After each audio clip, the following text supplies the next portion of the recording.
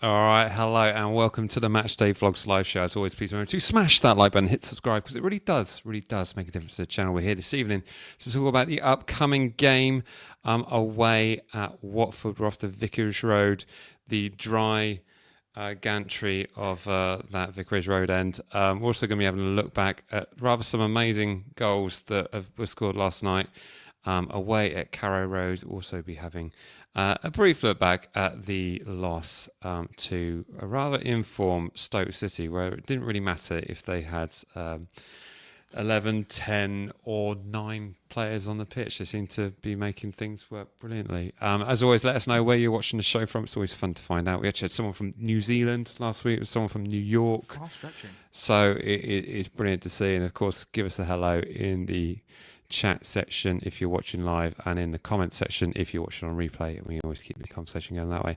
We've been particularly amused by the comments already about a new signing of ours, Finn Azaz. Been enjoying what Nick's comment here. We're about to kick some serious Azaz this weekend. Enjoyed that one. Andy's one as well. We're off to see the wizard, the wonderful wizard of Azaz. He's already got about 3 or 4 tunes in there as well. The annoying thing is when we get to St Mary's in a couple of weeks and it's just Finn Azaz to Seven Nation Army. The Jay Robinson chant is horrific. Oh, Finn Azaz. The Jay Robinson one is just terrible. Jay Robinson, Jay Robinson. Awful. We can do better than that. We're better than that. It's literally, here's to you, Jay Robinson is right there. And Southampton loves you more than you will know. And we're not taking it. Come on, guys. It's right there. We can do better than what we're doing. It's right there. Speaking about doing better than what we're doing, should we have a quick look back at the Stoke game? It ended 2-1.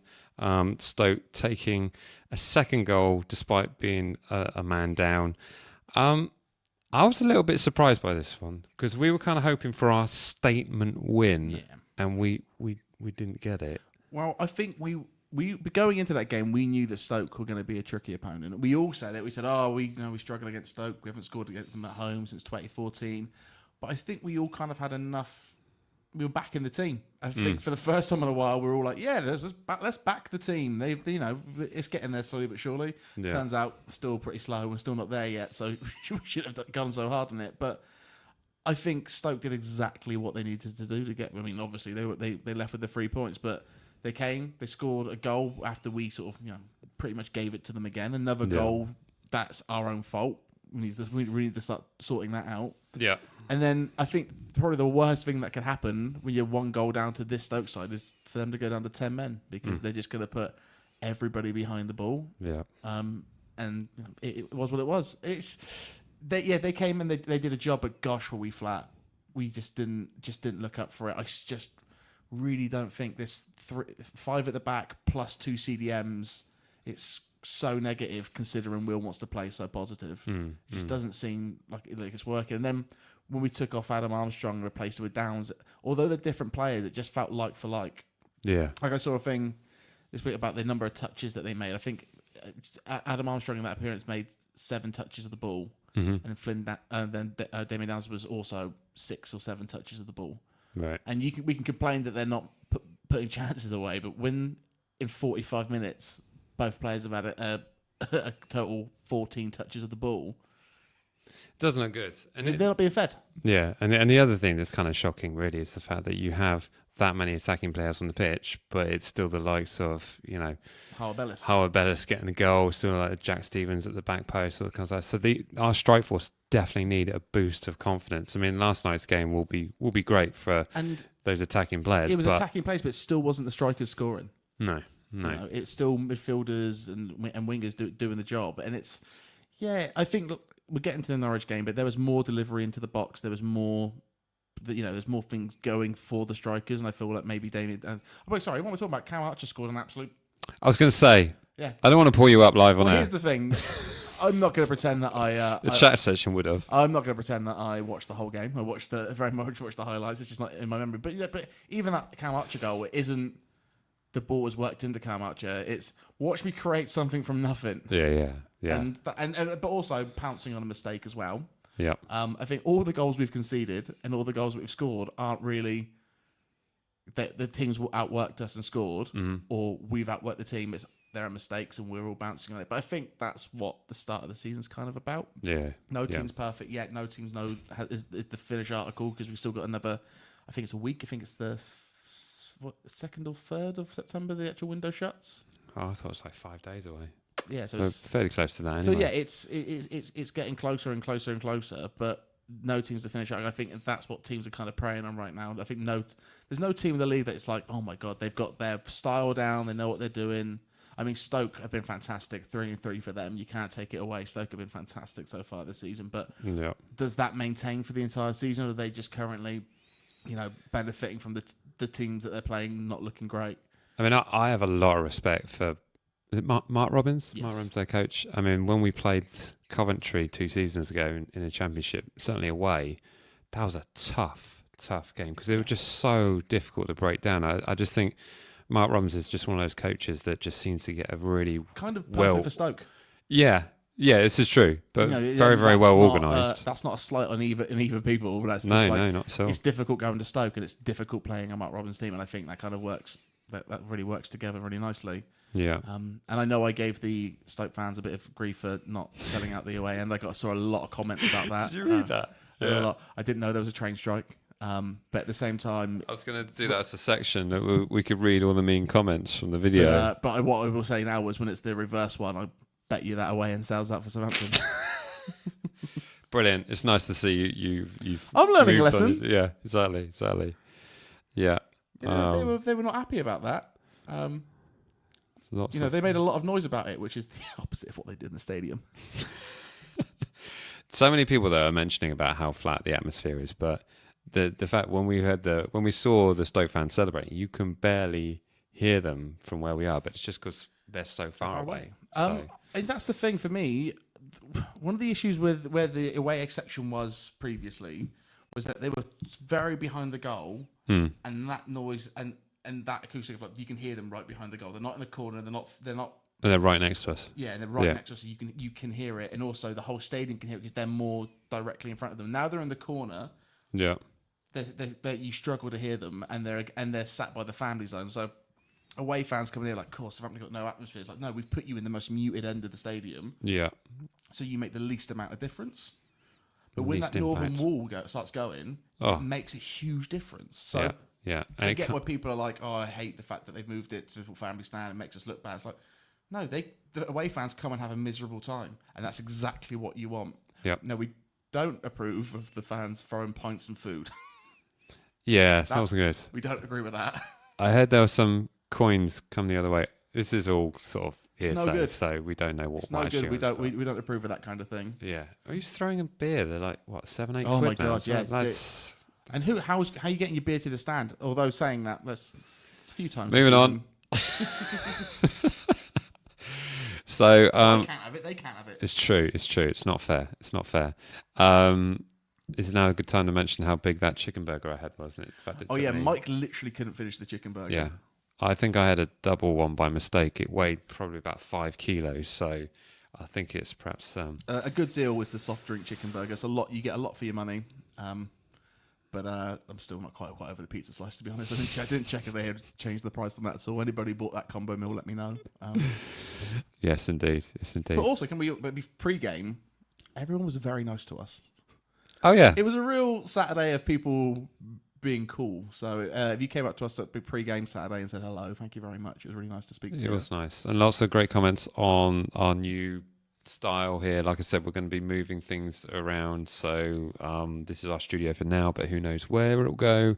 We might see it move to different places. So we shall see. But thank you very much for all the kind comments. Thank you so much for everyone who came and said hello, chatting generally all things about Southampton, and it's just nice to catch up with you. It was quite fun to be having selfie requests from Stoke fans, which was an odd thing. That was getting, you don't see that often. I specifically told them not to enjoy themselves too much. Yeah, what do they do? Not real fans of the team. Rude. For any stand-up players or people that you were slightly annoyed about after Saturday? Southampton? Yeah. Well, no, Stoke were fine, so. Yeah. I'm not sure. Annoyed's not the right word. I thought a few players had a kind of a loose game. I think There's maybe so many stray passes, isn't there? I mean, we'll probably get into this a bit more. Stray passes last night as well, which was pretty shocking. Pretty crazy. I mean, Harbour Bellis giving that goal away, the ball away for that was really, I thought, just really. And Stoke's second ignorant. goal. yeah. The fact no one should be conceding a goal like that in any league. Yeah, the fact that Jack Steve, I know still after the game has said, they overcommitted when Stoke went down to try and get the goal and everything, but having Jack Stevens as the last man against a very rapid Sorba Thomas was just really silly, really. Yeah. And I don't know what I know it's harsh because it was technically 1-on-1, but I don't think Baz did that great to handle it either. No, but it was low. It was low, but I felt like maybe his angles weren't great, and maybe he could have come out and psyched him out a little bit. But that's one man's opinion. It's not the be all and end all. Our season isn't going to be make or break on this game. Yeah, I wish it would have gone a little bit better. Yeah, indeed. I'm just smiling. We've got some check-ins here. We've got someone from Los Angeles. Nice. It's in Los Angeles, it would be what, lunchtime? Like 12 minutes past 12, I'm guessing. Costa del Margate checking in. Nice. How about that? I'm sure the sun is shining. Well, it's probably gone down for an hour or two now, but yeah. So we draw a line on the Stoke. I don't think we can say any. I would like to say I thought Wellington was having a great game till we had to come off. I thought Wellington was looking really good in that. What is his injury? Is it knee? Do you know what? Twisted I ankle? think it's ankle. I've not seen it 100% confirmed if anybody has, but it sounds like he's going to be out not for too long. Luckily, we've got the international break coming up, so hopefully he's back after that. Yeah. But I mean, Manning obviously looked great when he came onto that position. I just thought Wellington looked really, really good, and it was a shame to see him come off. Yeah. And I thought Woods looked really great as well, even after he got a punch to the face, bloody. Is there anything better than a centre-back changing their shirt because it's got blood all over it? Yeah. It's the hardest thing in the world. It's awesome. Yeah, he seemed to get quite a bit of a claret on him last night. He just looks great. He just looks a bit bulkier this season than he did last season. I don't know. He's been hitting the weights. Man looks great. Yeah, absolutely. So let's jump forward to the cup win last night. A rather impressive display. Actually, caveat that. An impressive second half from maybe the 41st minute because it was a little bit chaotic. It was very chaotic the first 40 minutes and it's an absolute mess, wasn't it? Yeah, it wasn't great. Again, I've only watched the extended highlights and other bits and bobs, although I've listened to a lot of people talk about it as well. Mm-hmm. And it sounds like I got the main gist of the game in that first 40 minutes were pretty stinky. Yeah. And then Cam Archer did something out of nothing. Which I thought was going wide. I mean, he hit it so far away from the goalkeeper. I thought he's lost this. But do you remember when, was it, I think it was against Sheffield United where Shea Adams scored a very similar goal? Oh, yes. And just a beautiful curler into the top corner. Just where has that come from? Caressed the inside net. And it's just, I hope we see more of that. I remember Shea did it once. You're like, well, he never did that again. Yeah. So hopefully this is the start of Cam Archer's run of being the bag man that we need him to be this season, because it's definitely what we need one of those strikers to start scoring goals, and I really hope it's Cam Archer. And to be fair, he's not been given enough time to do so. I think him and Ross Stewart are the two guys that I'd like to see start a bit more often. Yeah. Ross Stewart seems to attract the ball a lot more, and then Chris Wood seems to be able to get... Sorry, not Chris Wood. What am I talking about? I was thinking of Nathan Wood. I'm thinking about Cam Archer. I'm Chris Wood. Names. Look at me, yeah. Aha. But no, and I just want them to start scoring, really. Yeah. But that goal was great. But then kindly upstaged by Matsuki, absolutely banging away. Oh my goodness! Absolute screamer. I put a post on Instagram earlier about how many times did you watch that goal? Because literally, I mean, he's obviously loving it when he sees it going the back of the net. But that's kind of what you need. Part of me is thinking though, he was probably looking in the box. I think Glenn from Total Saints tweeted this as well to say that he probably looked at Ben Burton Diaz and thought, nah, I'm just gonna have a go. And hey, when you're 2-0 up, you can do that. And here's the thing, right? I think we've lacked a bit of bravery to try those sort of things over the last few seasons. I don't think you saw a few screamers over the past few years, but they're all sort of that Joe Rothwell volley on the edge of the box from a corner. I always think of the Romeo one where he just runs in and just thunder punts it, and just those goals are amazing. But flying through the end, just suddenly. But to see a real bit of magic of a midfielder holding the ball up a little bit and think I'm going to go for this and it go in. Mm-hmm. I said at the beginning of the summer that I'm really excited to see Matsuki play. I think I've just got a attendance for Japanese players. I don't know why. I just think they're great. I think Yoshida did something to me. And Shirt number coming. It's coming. It's coming. It's talking. I mean, I'm still thinking about getting Yoshida shirts even today. Is it a sign that the multi-club system is working? I think it helps for sure. I think obviously you need to see a longer run from Matsuki and see what he's going to actually be doing. And I don't really know if he's a number 8 or is he a number 10? Where does he sort of sit? Can he could we do a midfield 3 with, like, let's say Downs, Matty, and Matsuki? Is that an attacking midfield? Who knows? Yeah, I want to see more out of it, but just to see him come out and just smash a goal like that, it makes me feel good about myself. Yeah. We're Southampton fans. All we really have is like show reel goals. If we don't have Matt Letiz's highlight reel, we'd be a very sad club. Yeah, and certainly. When we see a good goal, we're always like, okay, one of us, eh? It's nice to see him going like that, because if you're just walking him in, it's not particularly much fun. And also with Matsuki as well, you've got obviously Sugawara's on the way out, so you kind of feel like his connection to the club. When we signed it was always like, oh, we've spoken to Sugawara, he told me how good the club is, and Yoshida, and to know that Sugawara is now gone, on the way out to Werner Bremen on loan.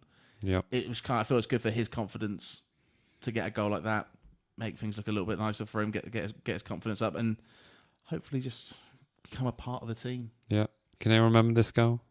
Oh my God, that was when we're like, oh, might be some hope this season. This Sugawara looks all right. The first away goal of the Premier League campaign last season, and it was at... Well, I mean, if you can't get that from that image, because you can see the players in the background, but yeah, that was the game that made fun me think away game. Tyler Diblin and Sugawara were going to be the most elite partnership you've ever seen, and then no points later. It was hard. It was rough. There are lots of player movements, and we will be getting on to all transfer news later on in the show. But there's plenty of stuff to be going through. I mean, we've got a whole list of Jack's done his stats, and actually we've got 5 pages? It's 2 A4s back to back, but that does include a lot of stats for these players that have come in over the past few hours. Stay tuned. We are going to get onto this. Yeah, this week we've actually got our phones facing us, so we happen to buy a player midstream again, we can see it rather than having to rely on you guys. But if you guys have any inside information, just let us know. There is stuff coming. We will absolutely have to keep an eye on that. But it was a chat section that let us know that we saw Roslev, wasn't it? Frying on it. Ronnie Edwards in the chat there. Ronnie Edwards, was a young player of the year for QPR last season. He can do it in the Championship. Yeah. So was it you? Because you said he was linked with a loan. Yeah, literally just before we come on air, I saw some random account. But to be fair, with a lot of followers saying that Ronnie Edwards is agreed personal terms with QPR. Now, obviously, he was there on loan last season. Right. Okay. Who knows? I don't know whether I don't know what position QPR are in to buy players right now. No. I mean, they lost 7-1 recently. Pretty bad start to the season so far. Yeah. But Ronnie Edwards would probably shake that up a little bit. Yeah. But fair play, Coventry. You had a hell of a weekend. You bought your stadium back. You won 7-1. Good times, eh? Happy days. Right. Should we have a look at Watford? Let's talk about Watford. Let's talk about Watford, who have had a rather interesting mixed start to the season. There is, of course, they've had the change of manager, and they've had, what's that opening fixture? They had a 1-1. Well, went to Swansea. They beat QPR, which again, talking about what we've just spoken about, it's not the biggest feat in the world right now. Yeah. They lost to Norwich in the FA Cup, so obviously, in the League Cup. So we then beat Norwich. So you're welcome. We avenged you. We could have been playing Watford again. I remember last time we were in the Championship, we played them like 4 times. Yeah, as much as listen, Wasteman Danny, if you're watching, nice to see you, brother. But yeah, I was kind of overplaying Watford like 9,000 times in that campaign. It was awful, really. Yeah. And then they most recently, on the last Championship game, they lost to Nathan Jones's Charlton. Ouch. Listen, there's nothing in this world worse than losing to Nathan Jones, so I'm not going to rub that in anymore. Nathan Jones will do that enough. So yeah, that sucks. But it's just as everything for Watford, kind of a tricky start to the season. I mean, another new manager. I thought Tom Cleverley did pretty good last season. I think they ended up finishing 14th, so yeah, not the worst finish for them in the world, but obviously to your own is not the best either. Why try and build on anything where you can just knock it all down and start again, huh? Yeah. And I'm not 100% on what their ins and outs are like. I know that their top goal scorer last season was on loan and he's gone back. What's his name? Bayo, whatever his name was. So he's gone back to Italy. But they've picked up some pretty good loan deals, so they've got some players. I'm quite excited to sort of see what's going on over there. Is Wesley Hoot still there? Do we get the boo hoot? Mike was very anti-boo and hoot. I wasn't anti-boo and hoot. I just didn't quite understand the amount we were booing hoot. It's like he scored a lot of own goals for Saints, didn't he? Exactly. So, okay, fair enough. I just noticed here as well, we only seem to lose against Watford when we're in the Premier League. Yeah, that's that was one of the main things. Doing these notes, trying to get us a little bit prepared, so we're not completely unknown anymore. I cannot believe how good our record was against Watford.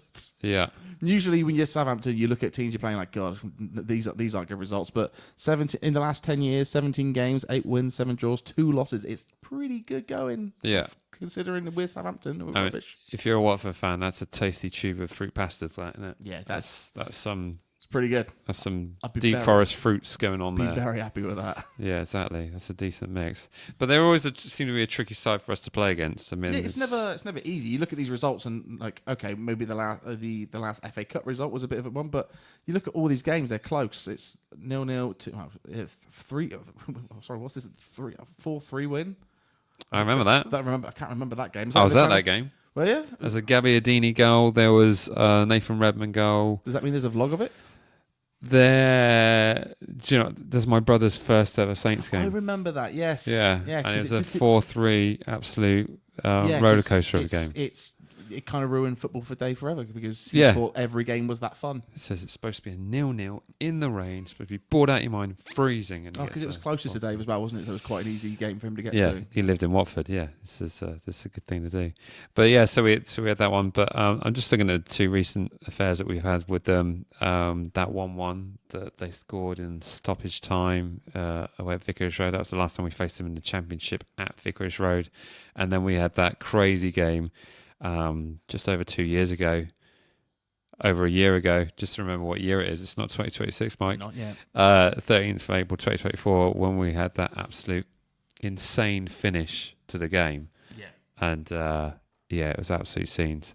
Apparently it was a handball in the build-up, but, who cares? Not the Championship, it's not. No, exactly not. So, yeah, it should be an interesting affair, but I do get the impression that we should be favourites for this one. I'd certainly do that. You'd hope so. Like what's going on here? Is that for real? Is that happening? Come on, guys. I'm gonna have to let. Not that I don't trust you, JB Rovers, but that's funny. Yeah, I like the fact that we're questioning this more than us signing a player last week. Yeah. So in case anyone wants to know the scores going on in the Championship. Yeah. Wow. Okay. I mean, they're away. Really weirdly, last night I watched the highlights. Remember when MK Dons beat United? Was it 3-4-0? Yep. It was Will Grigg scored twice. So I just watched that clip. Like, what? Remember that? Remember when that happened? Remember? Oh, just seen the Rangers. Oh my God, Rangers losing 2. They're a man down. Max Aarons has been sent off in the 8th minute, and they've Club Brugge scored within 5 minutes. Oh my God! So, is he gonna make it out of August? No, I don't think he is. But who comes in? We had a whole video shot on Russell Martin that we did last week, and the audio crashed on us. Yeah, we went pretty hard on Russ last week. We didn't go hard. We just discussed like why there was so much feeling towards him being at Rangers and I was going like ha. But it's. I mean, I want him to do well. I don't wish any harm on him. But I just. Is it bad? I'd rather see Ruben Sellers do well. Yes. I don't know why. Why? I don't know why that is. I just look at Ruben and I'm just like, difficult for you, mate. Like, I hope you go on and do some fun stuff. Yeah. So I thought he did well at Reading. I thought he did well at Hull and Sheffield United. Not great. Yeah, it's not great. Anyway, should we pick our team for Watford? Let's pick our team for Watford. Okay, so this is part of the show where we're going to be picking our preferred 11. I guess then, because of course Stoke had 10 the other week, so Are we at a point now where we're picking what we think he's going to do, or are we doing what we think he should be doing? Do we know better than Will Still at this point? I would never say that live on air. No, I think we can pick what we think. So yes, exactly what I've just contradicted myself. Just contradict yourself and do it that way. So okay, so we're going to put in our what we'd like. Yes. What we like. In which case, does that mean we're changing it from 3 at the back to 4? Oh, that's really hard because he's gonna do that anyway, though, isn't he? He's gonna have. I don't think the signings have come in early enough now that we can do that. So I think it's probably going to stick with 3 for now. Yeah. I put out a team selection earlier on the old X, by the way. Once again, follow me, fuels. Slowly but surely, those counters are going up. And I put 4 at the back, and most people would. The 2 things I got the most from my lineup was he's not. Do you want to put it in this? We'll do it in this. No, it's fine. It's fine because we'll go for it together. Okay. We'll do it as a team. But the 2 things that everyone said to me is he's going to play 3 as much as we want him to go 4. Yeah. And a lot of people want Nathan Wood over Taylor Harwood-Bellis. That was the big thing. If we do go to 4 at the back, the majority of people now are saying Stevens-Wood is the combination that they'd like to see. That's interesting. Very interesting. Okay. So Paul Garrett down here is also saying Jack Stevens to start with Wood and Taylor Harwood-Bellis. That's kind of what people want. Okay. Let's lock that in. So we're going with Baz. Baz, easy. Going with Bazunu. Now, this is something you watched the game against Norwich more than I did. I saw that McCarthy made a couple of pretty good saves. But I also saw a lot of highlights of him passing it out from the back, looking really poor at that, and almost costing small goals. Also, yes. Okay, that's good to know. Good to know that I'm still just in my vision of thinking he's the worst goalkeeper in the world. Well, it's very similar to because he played in that Newcastle game, in the opening game of the season, didn't he? Yeah. And he passed. By the way, we also signed another goalkeeper, but I don't know much. I've not really made notes about that. I don't. Will we see him? I don't know. Do you remember? Was it Harry Lewis? Yeah. Liz. Mate, amazing. No, Harry Lewis, I think, was because he never actually got any first team football, but I think he was on maybe $30,000 a week. I'd love to be a third choice goalkeeper. I think I have the physique to do it. I think I could do it. But it does make you wonder. But hey, let's hope he enjoyed himself. Anyway, moving on. That got weird. Right, we can't go Gavin Bazunu there. We've already put him in goals. Jack Stevens. There's only one Jack Stevens. Because we felt it was unfair to the other players to use Pele for Jay Robinson, we switched to a different team building play this week that actually has Jay Robinson in it. That's it. Taylor Harwood-Bellis on this side. Taylor Harwood-Bellis. But I do think Taylor needs to sort his game out a little bit because he's being very feisty. He's hitting some really stupid passes. I mean, granted, the goal was good, and maybe he should have scored 2 if it wasn't for a fantastic save from Johansson for Stoke. It was a really good save. Yeah, why didn't we buy him? Yeah, I know. For $1 million. Yeah. For $1 million, we could have had him.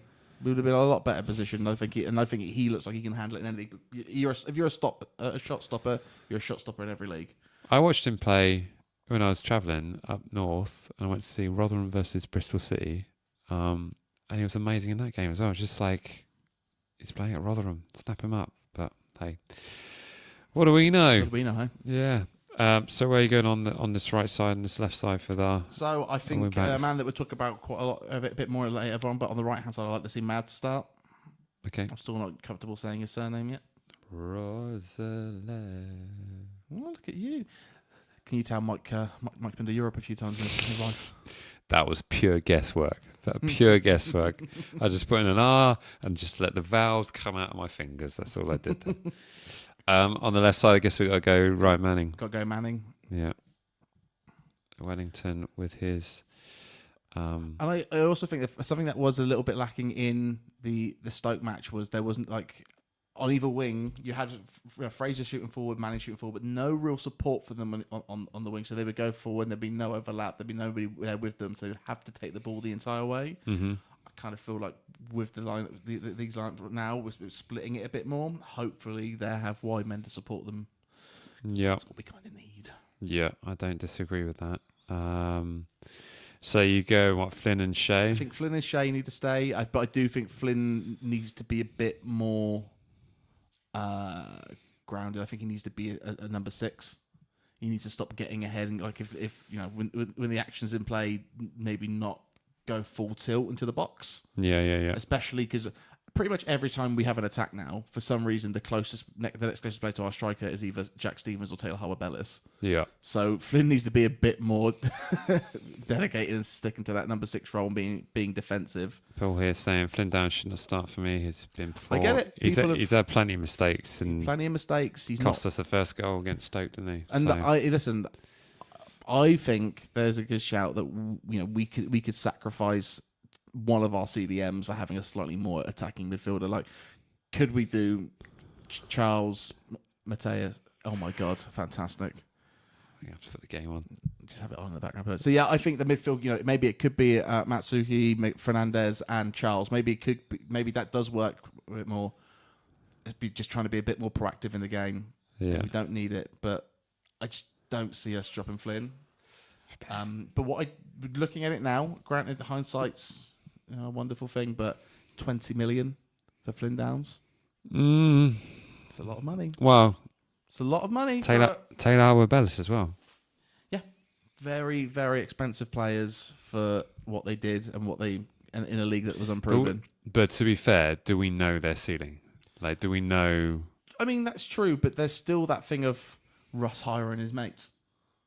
Do you know what? One of the things that I heard a lot of people say over the weekend is that we were desperate to get Flynn in the door, though. We were, and granted, that's what we wanted, and it was crazy on the Puma night when he got announced, and blah blah blah blah. But really looking at it now, 20 mil for him was crazy, knowing sort of how we handled the league, and also just sort of I don't think the players down tools, but I think once Ross went, that was kind of it for them that season. And I think I'm about to say the thing I heard a lot of the weekend is that Will is not their friend; he's their manager. Yeah. He's a coach, and you kind of get that vibe from him. Whereas Russ was very much, you could see, he was their mate, not long out of the game himself, playing a few people that he had played with, liked his Scottish boys, there was a certain brand of player that he liked, and that probably affected the team. That when it came to those crunch moments, he probably could have gone a bit harder. Yeah, and I think Will was being a bit more of a coach and a bit more of a manager, and I think just seeing that across now. Yeah. Yeah, I think it was completely different styles, but I hear you with regards to Will being very open with them, saying don't be offended if I took you off. We're just trying to win the game. This is what it's all about. And I think there's a line there that he's not buddying up with him, but hey, we've seen Ryan Fraser coming pretty good now, but. Hey, we're in the Championship. Things look very, very different when you've got a squad like this. I mean, Mark Robbins' comments of our bench was a joke for the Championships, and he's right. Absolutely right. He's got to be doing something with those players. Yes, it's very true. Right, here we're going with on the front line here. I think surely it's got to be Cam Archer in the middle. Surely we're at a point now where we don't need, where we know that Adam Armstrong does not work it by himself. Yeah. And after scoring a really great goal, making himself an absolute nuisance, I think Cam needs to be go. Are we missing a player in this lineup? We're missing 2 at the moment. Well, no, I'm just saying, can you just scroll up a little bit on that page? No. Where's we need Matty. Matty Fernandez needs to go in the middle there. So I think. Well, I guess if you got that, it would be. Yeah, that's kind of what it is right now. Look at that. Right. So, in reality of it, I feel that maybe we do need to lose either Downs or Charles out of this team to make it more balanced. No, put Bruno Fernandes in there. These words are very small for my eyes. I mean, it's much cleaner looking, but I don't. So Jay Robinson in there, obviously. Here's to you, Jay Robinson. I wouldn't do that right now because that's definitely a way to get this video demonetised. Oh yeah! Don't be singing Simon & Garfunkel on air. They wouldn't have picked that up for me. Go look at a picture of him. No, I think was that taken at school? Yeah, I mean, I'm pretty sure he's literally just finished school. So I think he's got a school tie on in that picture. I think let's take Downs out and put Fraser in on the wing. Put him on the wing. Okay. What? So you put in Matty? Or we take Taylor Harwood-Bellis out and make it a 4 at the back and put Fraser on the wing. Because I think that looks better. For me, that just looks slightly more balanced. But he's not going to do that this weekend, is he? But He's not. He's not. But we can at least look at it. So you say, for instance, that's what we would expect. No, I would expect the sort of the 2 at the front, but I think this is what we should be doing. I think this is more likely a team that would work better, in my opinion. I think everyone. Do you know what? I've seen a lot of people say that, you know. So if you have your 4 at the back, who are you losing from this? Well, for me, right now, it would probably be Harwood-Bellis. Okay. But I've seen a lot of people also talk about maybe having this and then Jack Stephen pushing up to that number 6 role every so often, like he did for Russ those 2 times. Yeah, but then what are you going to do with Shea Charles? Oh, Shea Charles is still in the middle there. Like he'd just be playing, you know, more advanced when those attacks do come in. Yeah. Okay. So it's almost like you've got a fluid 3 to 4 at the back. So it's when you're in defense mode, you got 3 at the back, but when you're in attack mode, Jack Stephen pushes up a little bit into the midfield. It's happening anyway, though, isn't it? It does happen. Yeah, that's generally what's happening. Where one of them goes, well, like you say, Jack Stevens goes a wandering. But it's just having that discipline of staying back during attacks. Yeah. And I also think that, you know, when we see this play where effectively you see the ball being passed between the 3 of these, and it goes backs and forwards, and then they basically find a route to go through to goal. Yeah. What tends to happen is that you end up with a pincer movement from the attacking players where they basically overload the widest centre half, who ends up either squaring it down the line in hitting the hope or loses the ball. And I think that's a weak point of what we're facing at the moment. Way too much hitting hope in the last few games, to be honest. I know Taylor Harwood-Bellis was talking about that after one of the games, and it's just we're playing direct, we're not playing long. Yeah. Let's and again, if you have a misplaced pass and one of your centre halves is up the pitch, let's take for instance, what am I doing? Is up here, and then suddenly you've got a 1-on-1 with one defender and on goal. But that's where that discipline needs to come from for the Sixers, is to not push forward. Yeah. You know, if Jack Stevens is doing his run and he's up top, Charles needs to stay back. But I just think with this sort of thing, I don't really like the fullbacks being left on their own to be the only attack. I think they need the support there from the wingers. And I know that that's what Will wants to do eventually. I think he just needs to start doing it now rather than waiting for the signings to come in. Yeah. Yeah, pick the team he wants. Okay. So are you generally fairly happy with this mess of a lineup which I've somehow made? I think right now this is fun. Okay. This is what I'd like to see. Okay. I don't think we need that much. It's like you need to compromise either a CDM or a centre-back. And right now we've got too many centre-backs, only a couple of CDMs, so why not just want to do the CDMs? Yeah. Isaac, member of the channel, thanks so much for the support, saying needs to play more vertically with possession. Tingatili's saying I'd be happy if Finn Azaz goes straight back in or go straight in. But does he go straight in? I mean, that's an interesting shout. Well, if you think, right, what is it? You know, it's Wednesday now. If he gets announced either today or tomorrow, he's going to have maybe a training session before Watford. I don't think he can really do that. I mean, then again, he has played recently, so he has played this season, so it's not like he's not match fit. Yeah. It's just that is he fit enough to do the pressing game that Will wants him to do? Yeah. Maybe an off the bench appearance. Maybe. But then again, Mads came straight in, didn't he? It's true. Mads was announced straight into the game. Yeah, well, he certainly he didn't start, but he featured in that game against. It looked really good. I think he's a real pro player, just doing his job. Yeah, he looks good forward and back, which was ideal. Yeah, liked the look of it. Cool. All right, we're locking that in. We're going with that. Right, let's go to our score prediction section of the show. This is the section of the show where you guys get to put in your score prediction for Saturday's game at Vicarage Road. It's Watford versus Southampton. And me and Jet will be going through all of your answers in the chat section. And also, if you're watching on replay, stick them in the comment section as well. It's always fun to keep the conversation going and find out what you guys think the score's going to be. Right. I went first last time, and it went horribly wrong. So, over to you, Jack. I am going to go for a very disciplined and reasonable 1-0 Southampton. Oh. I'm going to set my expectations low this weekend so they can smash it. Okay. But I think we're going to keep them out. They're not going to score. We're going to play defensively well. And a striker's going to score a goal for us. Okay. All right. Okay. So Jack is going for I've got to make sure I put these in the right way. Jack's going for 1-0. What am I going to go for?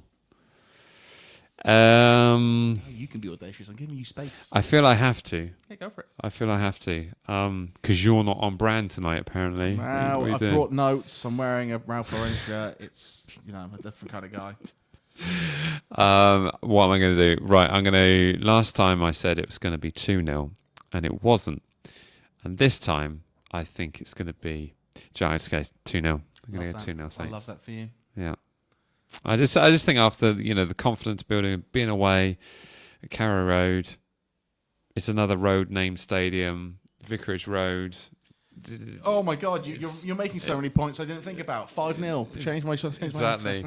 Because there's similarities in stadium that he's going to enjoy being on grass again away from St Mary's, so 2-0. Travelling fans who have to sit in a dry away section, I really hope there's a high scoring game. Yeah. Yes, for that reason as well. I'm gonna say 2-0 because it's a tiny concourse with a really average pie. You remember that? Oh, the pie was. You know what the pie You didn't even finish that pie last time. The pie was so bad I didn't finish it, but in fairness to Watford, we did just bang out of 5 guys.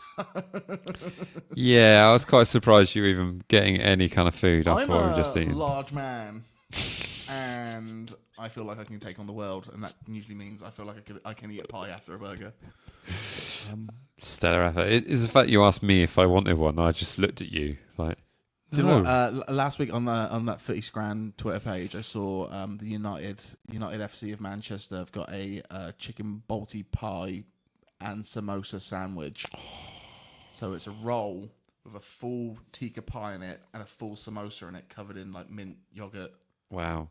In a bun. Mint yogurt as well. Yeah. It was all the things together. I was like, I love all those things, but would they fit in a bun that I could eat easily? Yeah, I don't think so. There are some decent pies up north. I have to give a shout out to Villa. We'll get onto the scores in a minute. Trust me, we'll be back on those. There's plenty of time for you all to put your score predictions. Yeah. No draws. Remember, no draw. Man United's pie, I think it's pretty good. The Spurs pie, obviously. The Spurs pie, the Man United pie, where it's got mushy peas in it as well. I think that's that's pretty solid. It's the good thing about Old Trafford, actually. Yeah, the one remaining good thing. Although maybe it's been removed. Who knows? Right, let's get on to your score predictions. Me and Jack have just given ours, and I've forgotten to put them in. We were talking about pies, my bad. Talking about pies. There we go. They're in. I also remember James Beattie was in the concourse when we went to Watford. James Beattie was in the away end. He was, yeah. Our friend James. Love you, James. How are we doing, James? Good to see you soon, James. We'll see you at Phil's house on Sunday. What a roast. Always lovely to see those guys. Right. That got weird really quickly. Only if you make it weird. It's true. Right. Oh no, so I've seen a draw in there already. Why? You guys watch the channel. It's true. Right, I'm starting here. If I've missed someone, stick it in again. I'm starting with Paul. He's going for a 3-1, which is a 2-0 for a team with a leaky defence. That is the correct statement. There we go. That'll be a decent game then. Dan Smith is going for a 2-0. Dylan Kirk is going for a 2-1. 2-1. I'm loving all this confidence, guys. We're not confident on the clean sheet. Stitchy's going for a 3-1 Saints. Nick Madden's going for a 2-1 Saints. JB Rose is with you. 1-0. Archer will score a late winner. I want a winner within 7 seconds, like a Shane Long, Vicarage Road, fastest ever Premier League goal. Do you have goal scorers for your 2-0? I've got to go with Archer. And I'm also going to go with Matty Fernandez. be nice. I think Matty needs a goal. Needs a good goal because at Stoke, I think he had a pretty bad game. Pretty bad. Yeah, is he too high up the pitch? Maybe. Stephen's going for a 0-0. Going to be a dead game. Get out, Stephen. Scored on to score on Saturday. And he's going for a Watford 1, Southampton 3. Azaz straight into the mix with 2 assists. Robinson, the wee man, and Fernandez with the goals. Oh my goodness. Club Brugge 4-0 up. Wow. Before half time. Before half time? Yeah. They're currently losing 7-1 on aggregate. Okay. Russ, my brother. Take the money and run, fella. Take the money and run. You should have stayed on the beach with your Southampton payment and Lucy Pinder. Yeah. But instead, you went to Scotland. Did he lose that, the Southampton follow-up payments? I'm pretty sure as soon as you stop being a manager, you take on a new contract, you stop those payments, right? Wow. Pretty sure that's how it works. Bad deal. Bad deal. But listen, you're a true Scotsman. I'm sure they love you up there. Watford 1, Southampton 2. Isaac Shaw's going for that. Will still needs to teach them how to pass the ball. If they cannot do that, we should win. If they can do that, we should win. But I am not convinced at the moment. But it's early in the season. It is very early in the season. But you are right to bring up the passing, which has been shocking in certain cases. So I think that's a confidence thing for me. I think that's coming through. Ahmad the Goat, what a great name. 3-0 Saints, Archer, Brace, and Matsuki with another screamer, perhaps. Yeah. Oh, imagine if Matsuki just becomes the screamer player, just the guy. Just has a go when we're 2-0 up all the time. Watford have a player called, you try and pronounce his surname, Luca Kujurumgard. I don't want to get cancelled tonight. Kujurumgard? Kujurumgard. Yeah, it's I'm not so pretty bad. sure. No, sorry, I believe it's this guy here, Nestroy Iran Kunda. Right? It's like one of these names on here that they're trying to get me to say funny things. Nestroy Iran Kunda. I looked for his stats, right, and he was playing in the A1 Adelaide for Adelaide in Australia.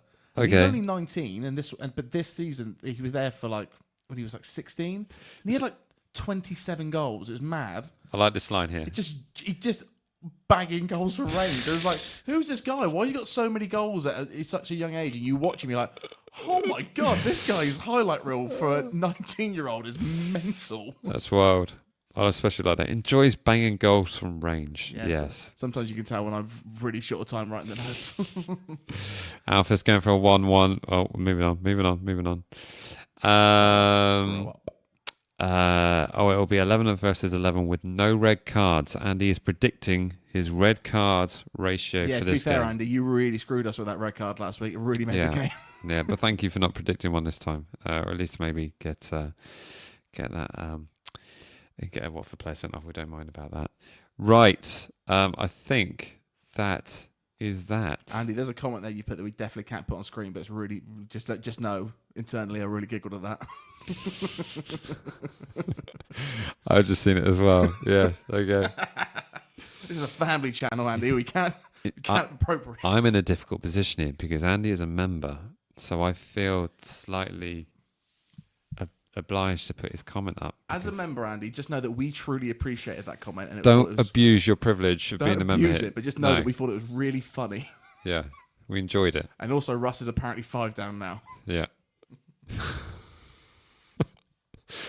Oh, no, I'm not going to put it up. Don't put it up. We can't. This is a family channel. It's in there if you want to read it. It's in there. What can I say? Rangers are 5-0 down. Yeah. Anyway, we've talked about score predictions. We've talked about the lineups. And now, finally, after 50 minutes of being live on air, let's talk about some transfers. Let's do that. Has anything happened since we've been on air? Because, of course, last time we were on air, Roslev was announced and we were left scratching around for information. Holy cow, they're 5-0 down. 8-1 aggregate.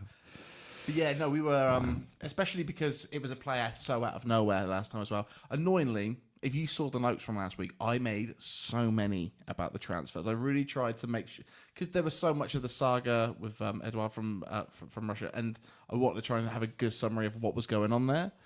Edward Spurs, Jan, has it happened yet? Has that happened yet? God. Yeah, imagine if it still happens. But no, I think Finn Azaz is the guy to take that position, and rather than spending all day trying to explain transfers, I just gone and got you the stats. So I like that. And I also, it's not been fully announced, but it's been widely talked about Finn Azaz joining Southampton with a fee of 12 million plus 3 million in add-ons, which seems crazy in the Championship. But if you to compare like for like, one person has a lot of experience in this league and the other doesn't. Has none.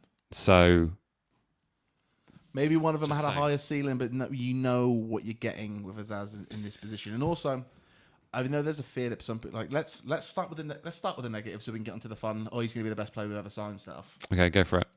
There are people he's a championship proven player, but what happens if you get promoted and you then got a championship player in the Premier League? That doesn't work too well. We know this. He's been so consistent in the Championship that I feel if you've paid 12 now, 2 seasons time, you'll probably still get 12 for him. It's true. From a Championship squad. I think that's because it would have moved on from there. Exactly. So I think I agree. as long as he comes here and he's consistent like he has been, and I mean super consistent. When you looked at his number, we looked at his numbers last week, and everywhere he's gone, it's the same sort of thing. Middlesbrough, it's like 17 goals in 68 appearances, but more than that if you all goal contributions. Yeah. Plymouth, he was there for a loan spell and signed, I think that's something like 68, 67 games. Again, it's about 17, 18 goals. I know it's exactly the same everywhere he's gone. So is a lot of, there's a lot of loan moves here. Which club was he actually belong to if he was being loaned everywhere? I think if you go further down, if I click further down on my stats, you could see that. But unfortunately, I've just given you the most recent ones. I don't think you can ask more questions. Usually, you just get on with it. Ignore what I just said then, as you were. Didn't we have something over here as well? Because maybe that look, does. Here you are. Yeah. You can share that to the screen. I think I can. Look at this. It's almost like I knew you were going to ask the question, so I told you could do this. Yeah. So, let's see, player traits, Championship. Here we are, guys. We now have ways that we can show you stuff. Previous clubs.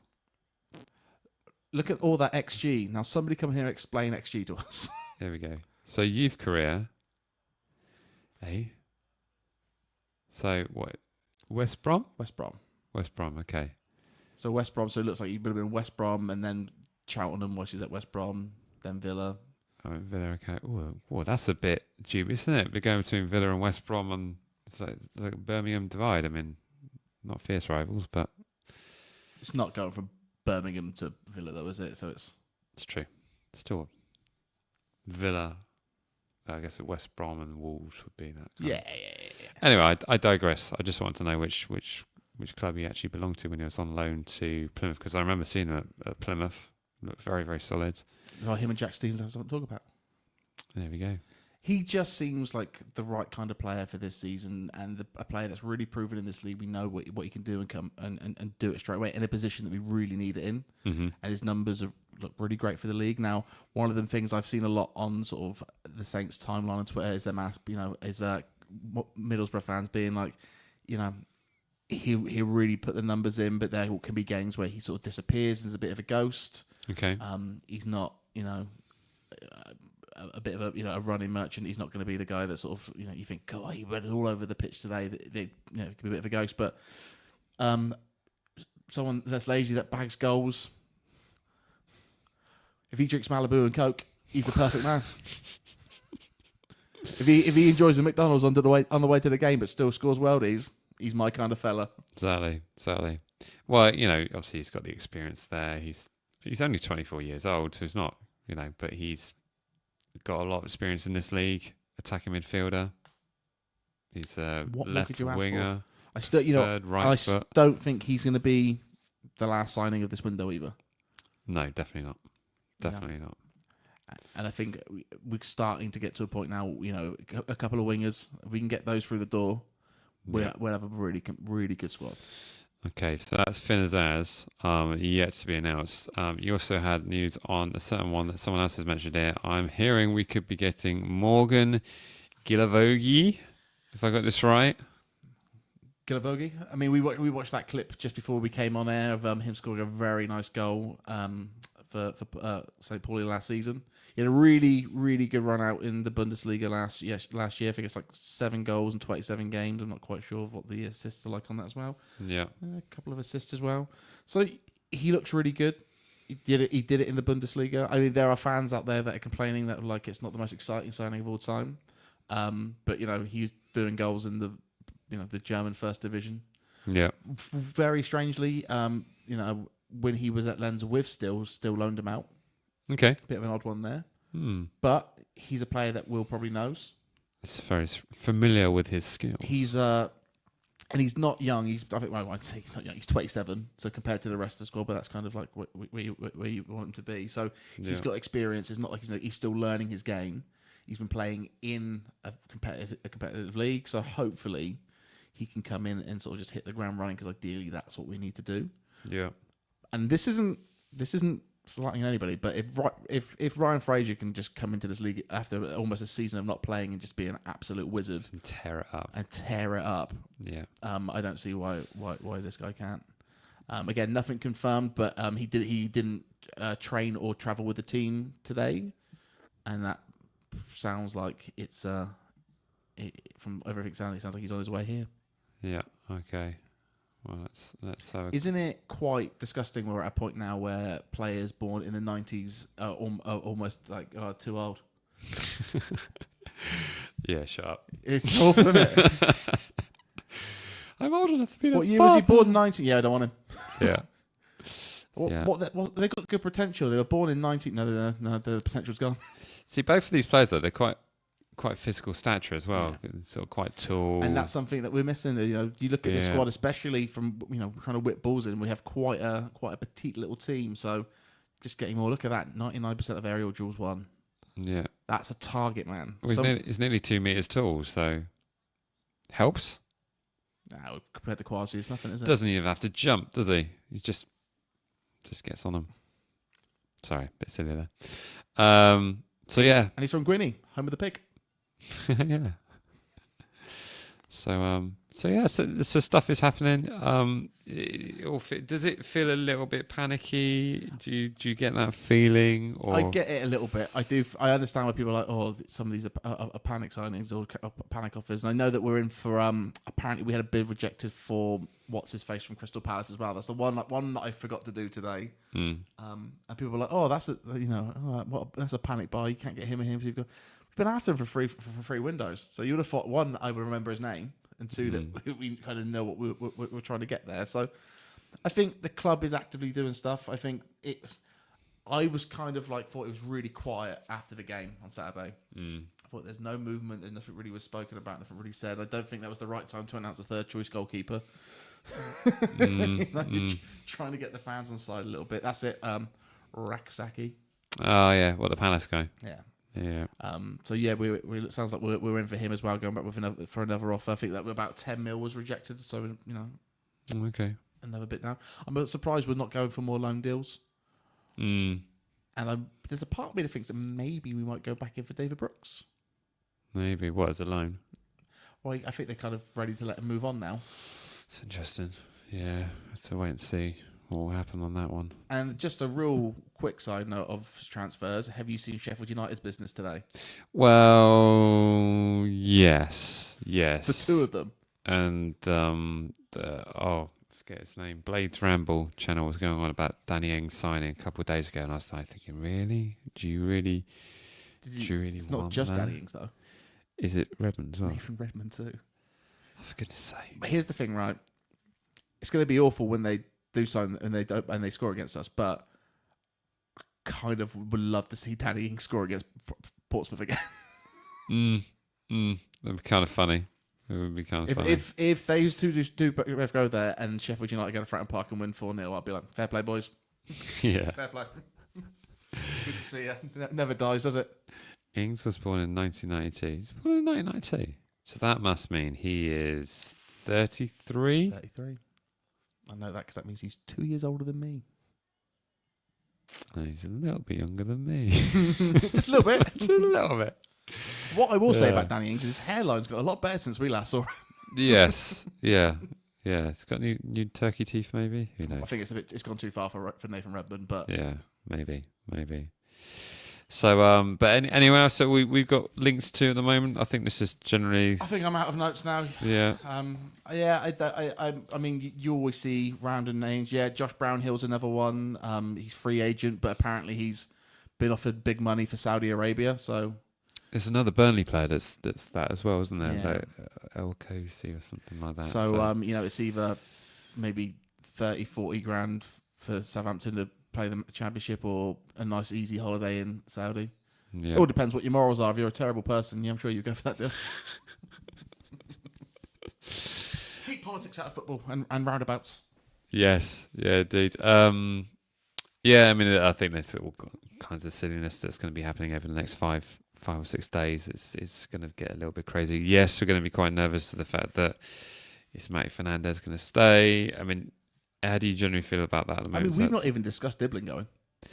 No, because we've been resigned to it for weeks. We don't care because we got Jay Robinson. Yeah.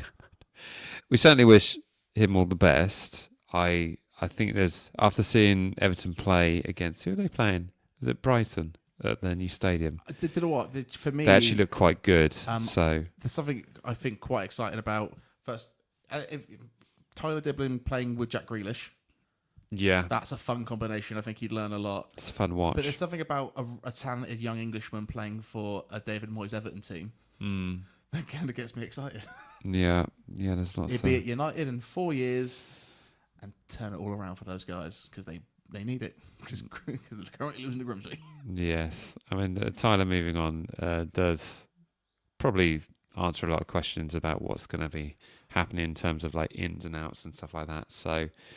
We shall see, but certainly him or Matty, it was inevitable. One of them was going to go, but will we keep hold of Matty Fernandez? I don't think you can have the start to the season that we've had and the window that we're having, and then sell both of them, especially one of them so late.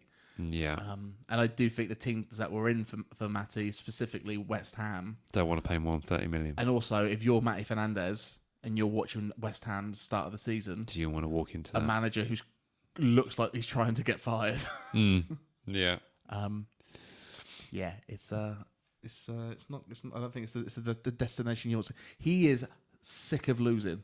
That guy is sick of losing, and especially after having a summer with Portugal playing really well.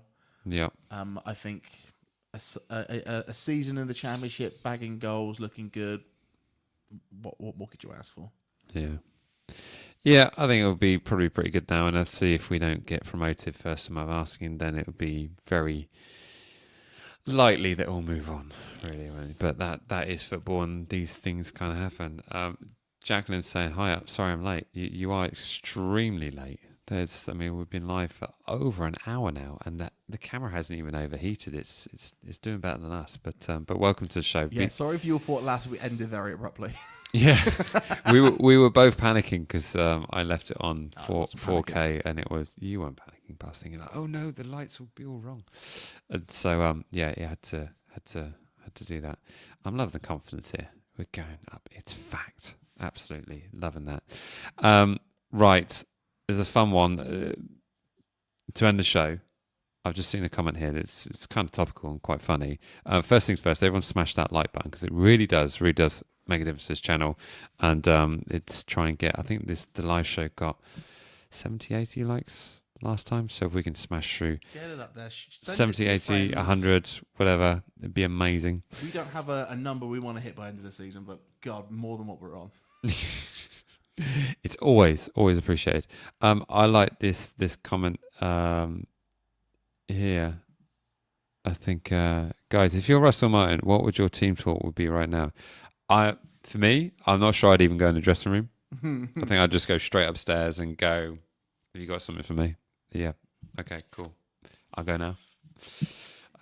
Team's downstairs. If you want to have a word with them, I'm off. Is that Lucy? Bring the car around. Yeah. I think my team talk is Lucy. Come pick me up. Please come get me. If I'm here at full time, there's a big problem. What I would do, I would walk into that dressing room and go, I took Southampton on their longest unbeaten run. Right? No, because he's not Nathan Jones.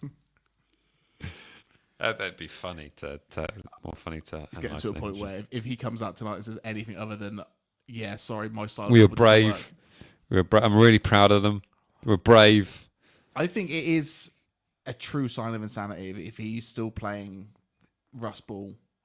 If he goes, then whatever club he goes to next, if he still does that, he's mental. Yeah. I mean, he's already crazy for doing it, and but I think it's tough to go to Rangers anyway. Yeah. But it's so clear and obvious that this style of football doesn't work. You've got to be spread, and that's why I love Will. I think Will talks great. But also doing what he did at Southampton, he did in a way because he got the players on side and got the belief structure there. I just think he's got too many divas in that Rangers dressing room to get anywhere near doing what he wants to do. So, and if there's one thing that Mike has always said, this channel is definitely a Celtic channel. It's not Rangers. It's written to the rules that if you're coming on this channel, you have to agree there is only one team in Scotland and they wear green and white. There's only 2 teams in Scotland. Oh, I'll get in enough trouble saying that, won't I? That's the problem. It's Celtic and Hebridean. Well, on that bombshell, on that absolute bombshell, we're going to be closing out. So we are going to be doing some filming after this broadcast. So if there is anything you want us to be talking about in the after hours broadcast, we're going to be filming that in probably the next 2-3 minutes. So stick that in the comment section. Any particular topics you have for us to discuss, we will be doing that right after the show. But thank you so much to everyone who's watched us live here. If you are watching us on replay, again, stick your comments in the comment section. It's always great to keep the conversation going that way, keep the Saints fan community base all full of confidence and looking ahead to Saturday's game and also talking about recent past results. But as always, remember to like, comment, share, and subscribe. And me and Jack will see you in the next one. All right, see ya.